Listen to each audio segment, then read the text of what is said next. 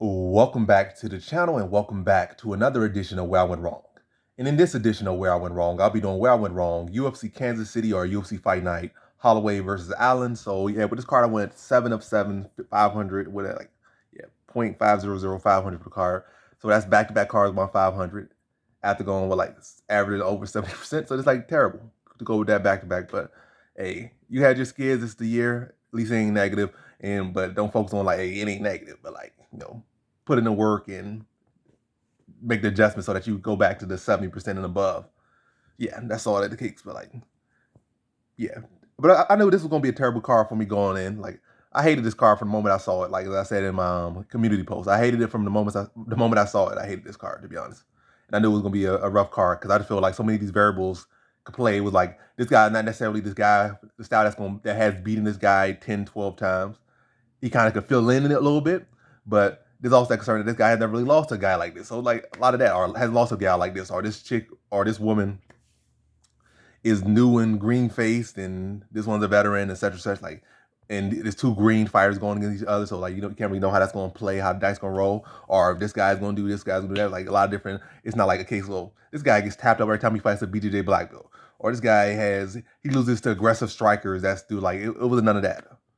It was a couple of those, but again, it wasn't like fully set in stone. Like, oh, that person for sure has everything they need to beat this person. It wasn't that. It was like halfway filling in the box, and then when you halfway fill in the box, you get halfway results. Like I said, 7-7.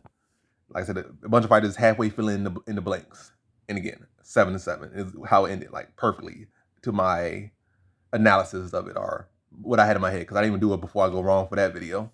I mean, for this week's card or that week's card. But anyway, let's get into the L's.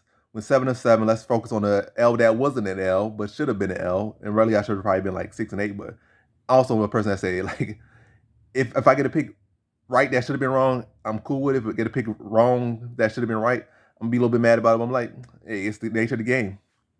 I just gotta find a way to pick up to how the judges are playing the game this year, or playing it this month, or this week, or this quarter. But yes, let's focus on the L's. And I've went but again, I'm gonna focus on the first fight. That wasn't an L, but I got a W on it. It was Jocelyn Edwards versus Lucy Pudilova. And yes, I knew it was gonna be an ugly fight. Split decision, low count. I really don't care about the fight. Disgusting fight overall, to be honest. On paper and in practice, it was a disgusting fight. But I feel like Pudilova clearly won. But yeah, all going for it, I feel like Pudilova, I feel pretty soon she's gonna be easy money to pick against her. Like I wouldn't put no dime on either of those women going for it. Maybe depending on who they fight decision, like that might be the money to put on them. But as far as straight picking them, no. Maybe yeah, I would as far as straight picking, no. Picking against them, Jocelyn Edwards is gonna be like primed to be picked against in her next couple of fights. She might get an easy match in her next one, but I feel like pretty soon, like next two fights, she's gonna take an L, and I'm definitely gonna be on board that train if I see a good stylistic matchup that should beat her, like a wrestling department fighter that could mix it up well, score a takedown, something. But yeah, I definitely gonna be on that train to pick against her if I see what I need to see, and I feel like it's not that hard to find a fighter that should beat her in this weight class or a weight class above or etc. etc. But yes, now to the first actual L, it was Bruno Brazil versus Denise Gomez, and this is like one of those fights where I said it was like two green fighters. Let's just make it simple. Bruno Brazil looked clean, cool, I said cooler, cleaner. She looked better in her the fights I've seen from her between the two. Between two in the fights I've seen, she looked better between two. And Denise Gomez's last fight, she's supposed to be a grappler. She got out grappled for the most part by a tiny striker. So like, then she just carried that thing over and she grappler and she outstruck a striker. So like, I guess Bruno Brazil going to out grapple a grappler her next fight. But I guess that's where the trend goes.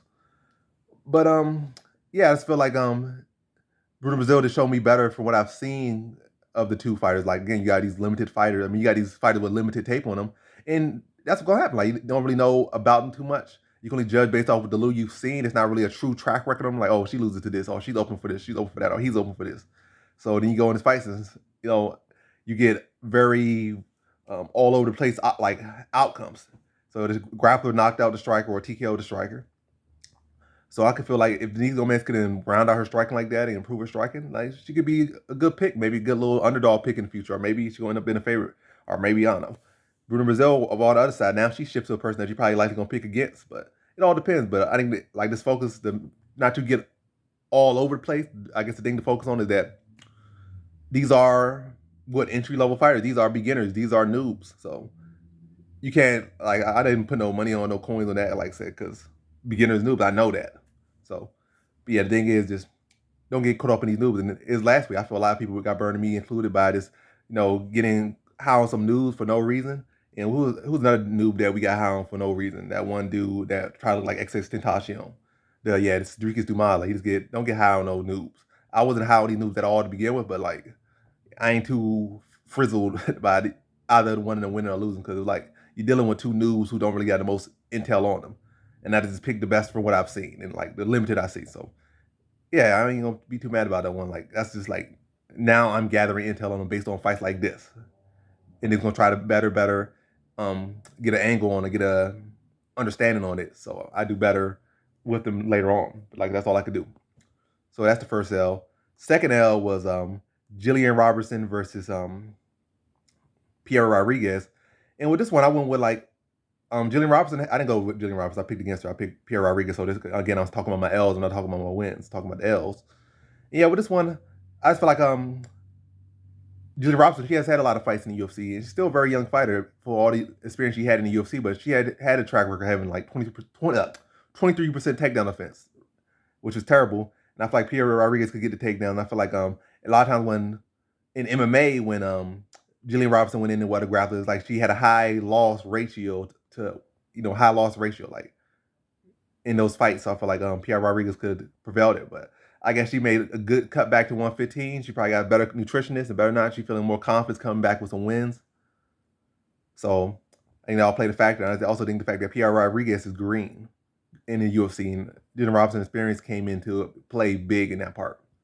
But yeah, she was a more skilled, more experienced fighter, and she showed it and relatively dominated. Matter of fact, she did dominate the fight and got put a stamp on it as well. So good win for Jillian Robertson, but I still think her same tendencies to lose going to be there, but it's going to be against women probably mid or high tier, not going to be like entry level, low tier fighters like on the way coming up, unless they some on the way come up special talent, which I'm not really seeing a whole lot of that right now, and a lot of people are being shown to be that, or being shown to not be that.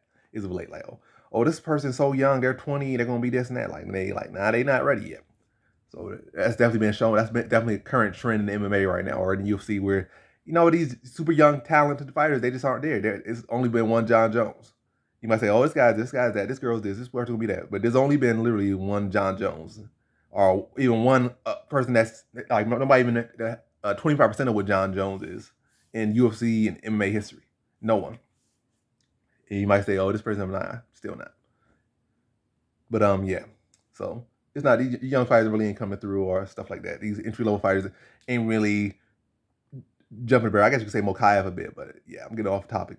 And also maybe Umar Nurmagomedov. But again, those guys, I think Umar older than John Jones was when he won the championship, I believe.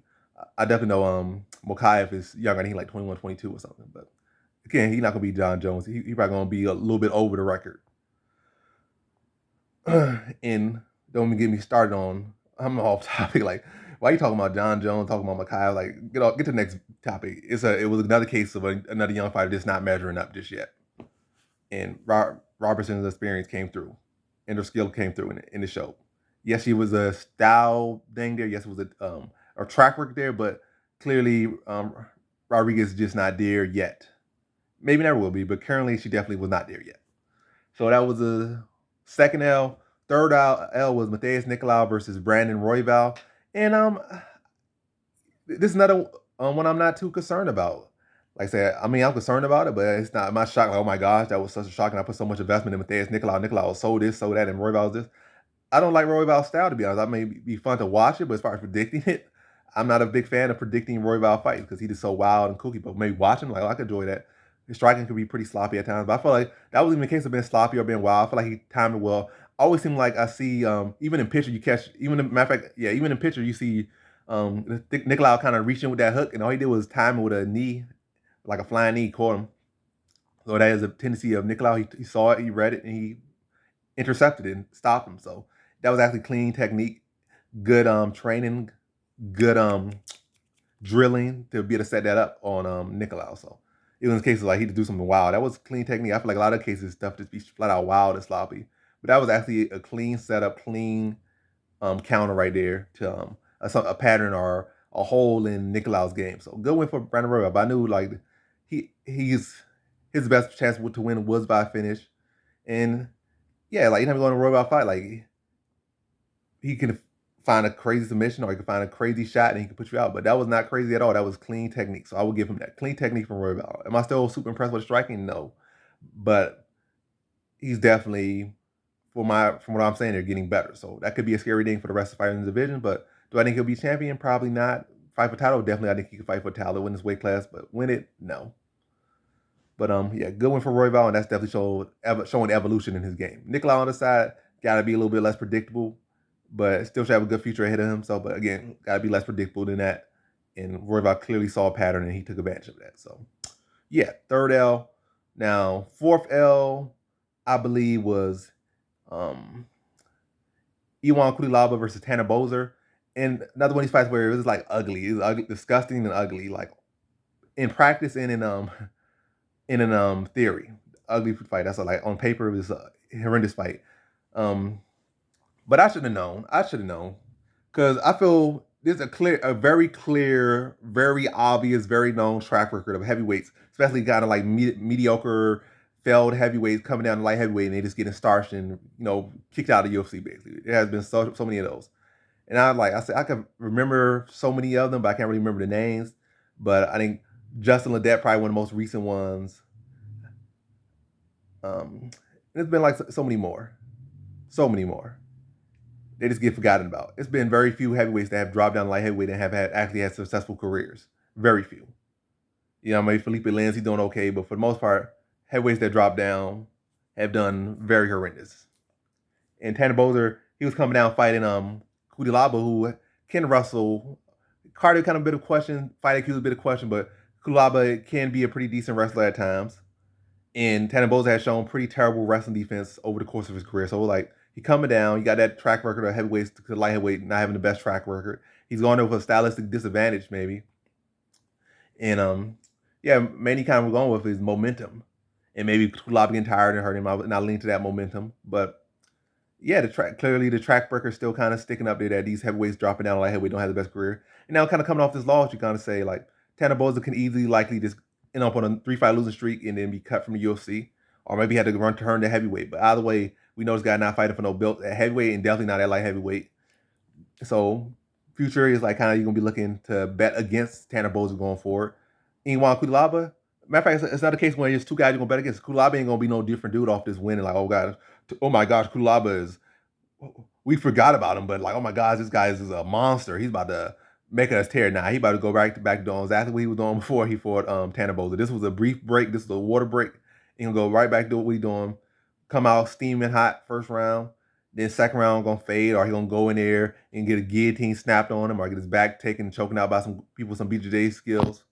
Or again, probably strikers probably gonna be the door first round and then just start stalking him down and knock him out or something like that. But yeah, I think Cutelaba can go right back to losing right after this fight.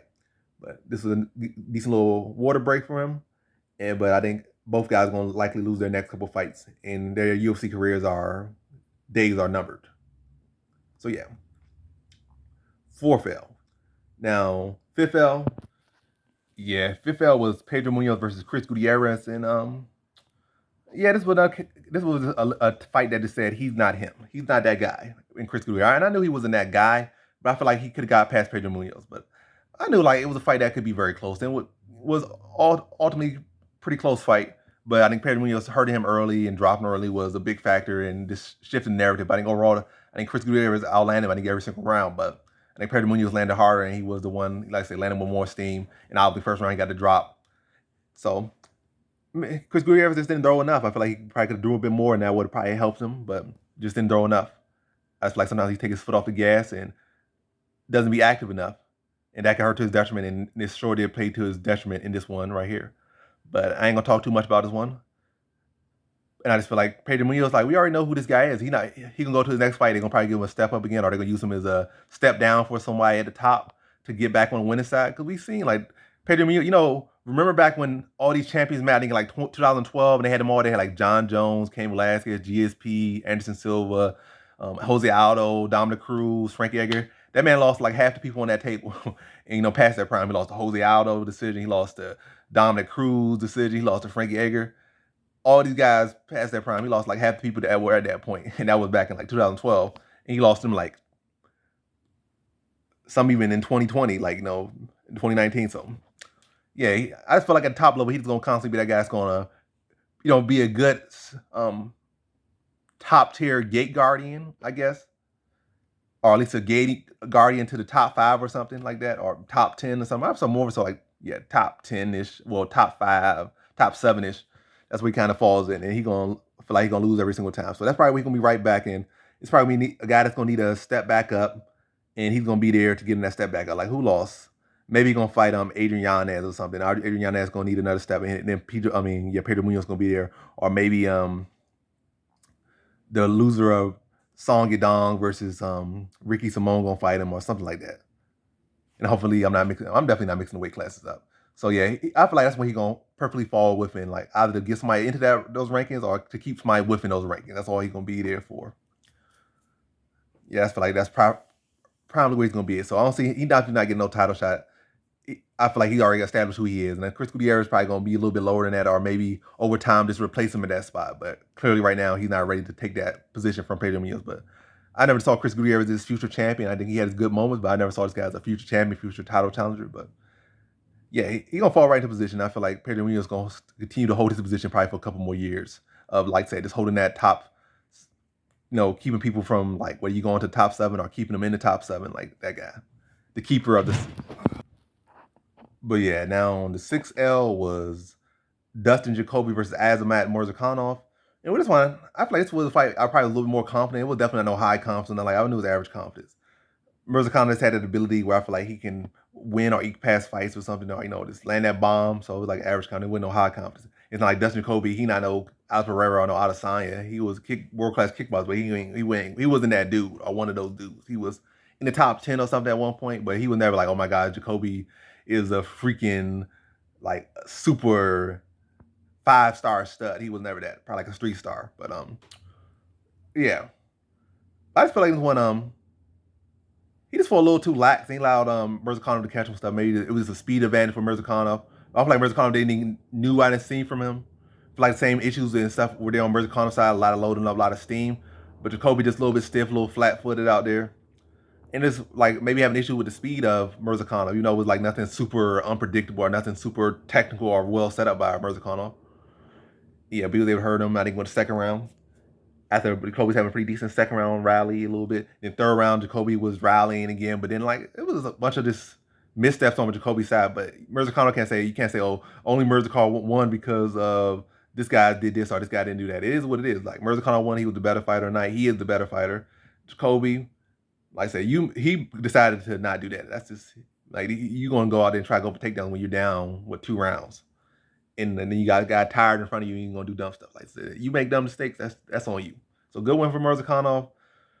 We're going for it. You got to kind of factor in Jacoby's IQ at points, and yeah. So now he's clearly kind of falling into that position where he's just gonna be maybe stick around, be a gatekeeper for a little bit. He ain't elevated to no title shot. He never been that well rounded anyway. So I feel like you got to be a little bit smarter than that, or you got to be more well rounded than what Jacoby has shown to be being any title picture. So yeah, I don't see Jacoby being in no title picture. I see him probably. No, probably I could definitely see him bouncing back in the next fight. Maybe bounce back on another fight, 2-fight streak. But I feel like anytime you get any position that's gonna look to elevate him into any title talks or any top 5 or anything like really like that, I just feel like he gonna disappoint big time. So that's gonna be some notice. I know Azamat Murzakanov ain't gonna win no belt, so his time to fade him probably heavy is coming soon. Definitely coming soon. But I think he likely wins the next fight. But championship fight for sure, he choking if he gets into that. Title eliminated, I think he's choking for sure if he gets that. But before then, I feel like Matt Murzakanov probably gonna be decent money for the time being. He got just about what he needs. He got just enough for what he needs to get by.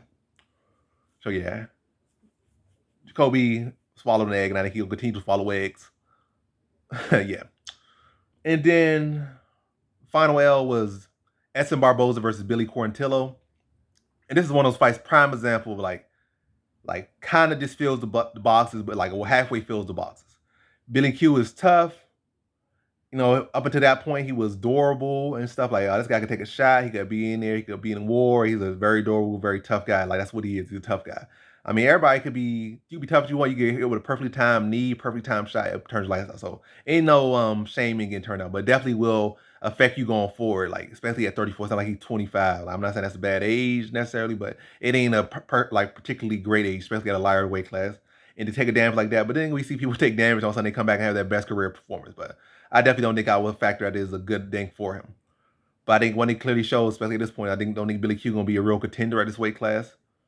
He's gonna kind of be in the exciting fights. He's gonna be a good tester for some other people. He's gonna be like whether you actually are this or you aren't that. And I feel like Edson Barboza is in that position too. Like he like are or either you is or you ain't. That's kind of what they are. Like they kind of just fillers, I guess. Like you can see where this guy's at based on how he does against him. You lose Edson Barboza, yeah, you probably not ready for a title shot, or you never will be, or you're not ready for those top 5 guys, or you never will be. And same with Billy Key, you're not ready for the top 15, or you never will be, or something like that. That's kind of where they're going. That's where the position they're gonna fall in. But good performance and then good win for Barboza. But yeah, I just feel like again, let me go back to the halfway checking the boxes. Who really beats Edson Barboza? Pressure is a big factor. I think probably the worst stylistic matchup for Barboza is probably like a aggressive wrestler who's going, probably do a couple little filler shots to get in on the inside, drag him down, and just punch him in the face. And when you pressure Edson Barboza, this heavy pressure at Barboza a lot of times, he starts to back up straight down, like go straight back up, like straight back with his hands down, just bounce him going backwards, like he just frozen, glitching. You can just punch him in the mouth, level change, and take him down.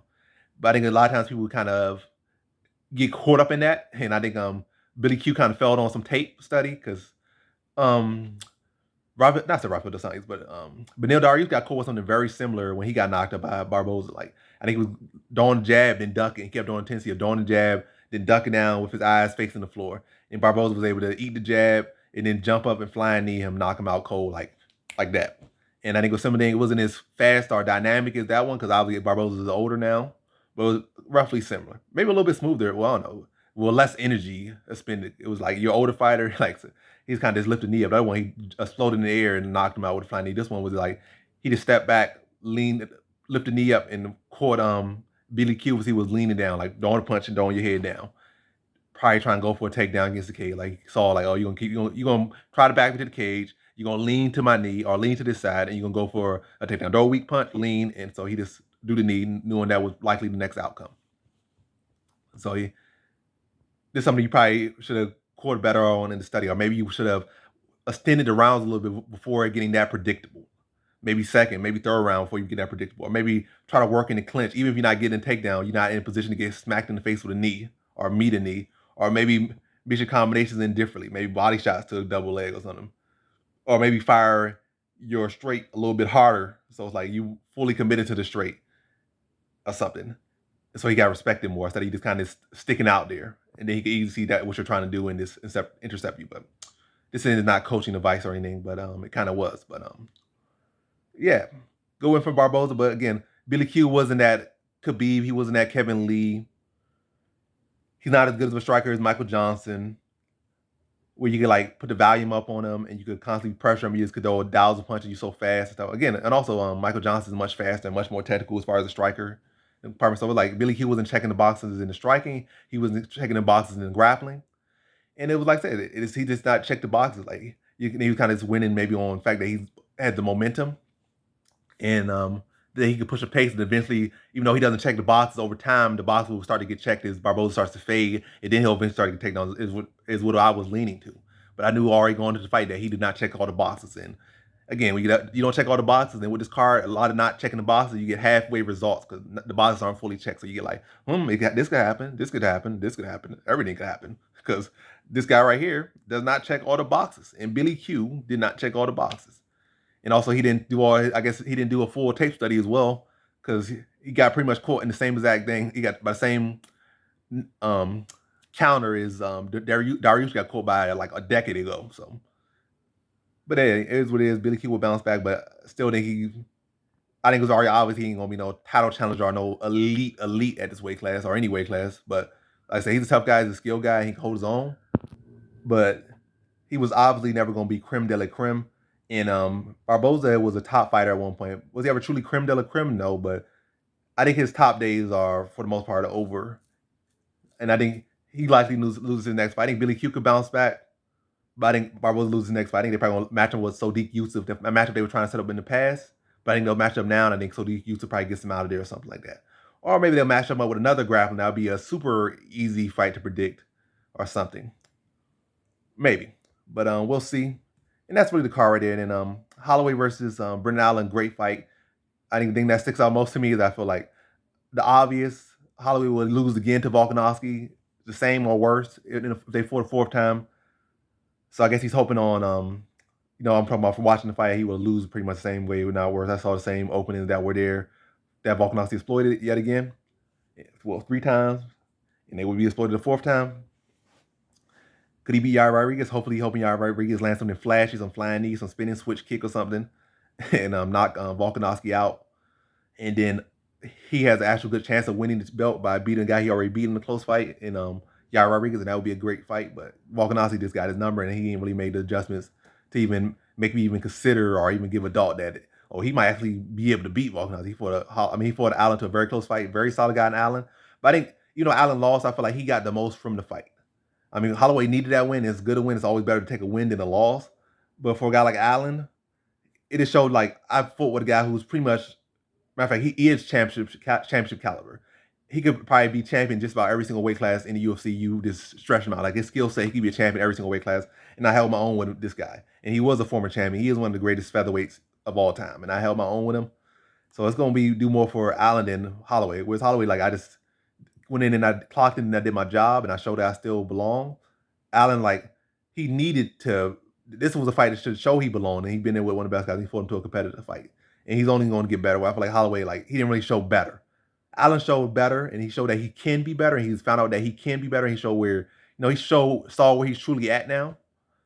And yeah, Holloway more so they said like, I'm still here. Like, it's not no real growth. It's just I'm a win. Take that win bonus, good, but ain't show nothing new. That's all I'm saying. So good win for Holloway, but Allen will be back, and I picked Holloway. I'm not saying like, oh, I picked Allen. I picked Holloway. So my L's ended at Billy Q, and then I rebounded in the final fight on the card, and that just ended up 7-7. But yeah, so that's really all I got to say. So good win for Holloway, but ultimately I think it will do more for Allen, and also it's not like Allen has to fight Max Holloway to get the belt. Unless like the outcome I say happens where I'm not saying that's going to happen, but I'm saying a hypothetical situation where